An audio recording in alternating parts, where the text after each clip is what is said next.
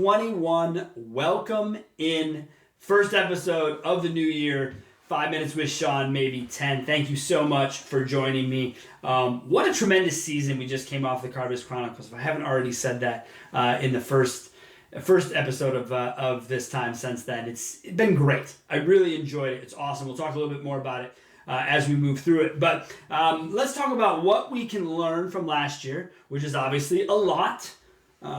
There's tons of lessons to be learned, both personally and business-wise, for myself. I hope you had the same. I think what the biggest fight will be is falling back into old habits. Because, look, face it, by midsummer, vaccines will be running rampant, people will be back to normal, everyone will be trying to recapture the days of old, which, I don't necessarily recommend. I think there's been some decent things that have come out of all of this.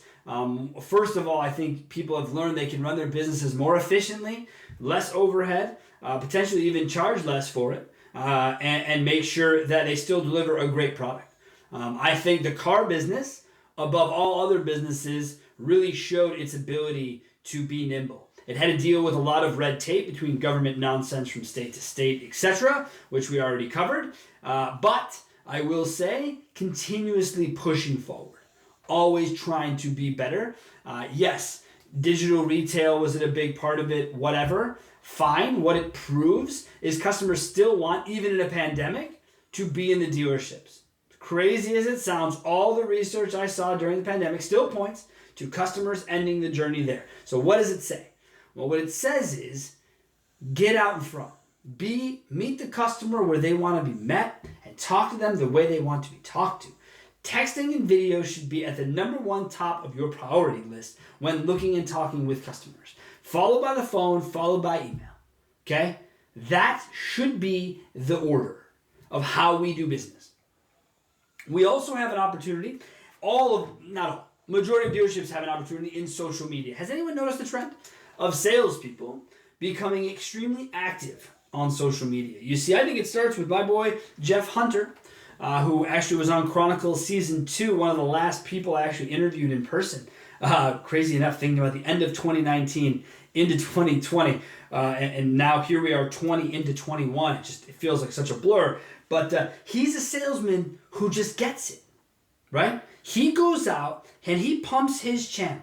He just went over a subscriber number at his channel recently.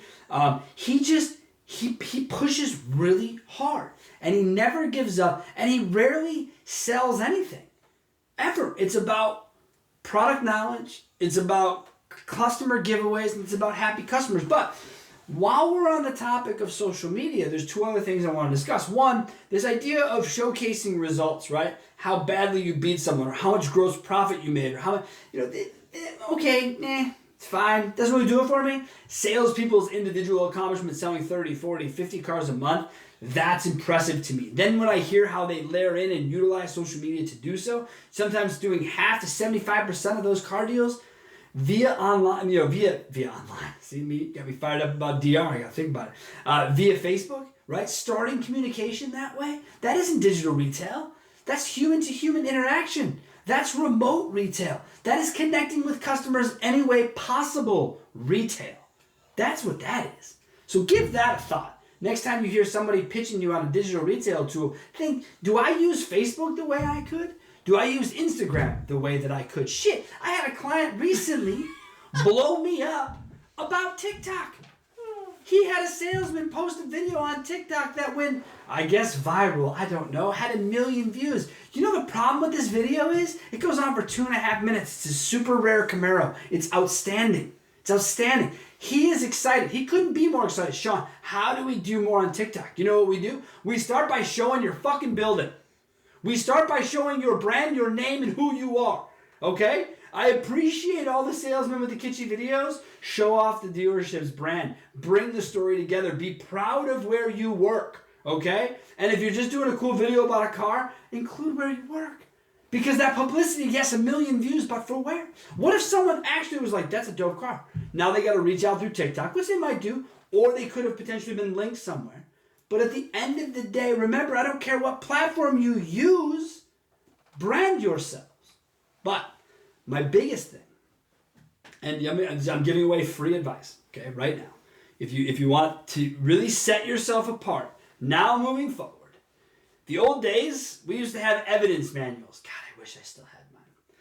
It's, the stories, all your customers, why they bought cars with Polaroid pictures and shit and crayons written on there, but kids, anything you can tell, sat right out in front of my desk, here it is. Well, now everyone has social media for their evidence manuals. So why is it that we don't use it as such? You see, I've got a few people I follow that do, and I'm impressed by it because everyone pushes reviews, Facebook reviews, Yelp reviews. Just stop, okay? The only review that matters is Google reviews. I'm sorry.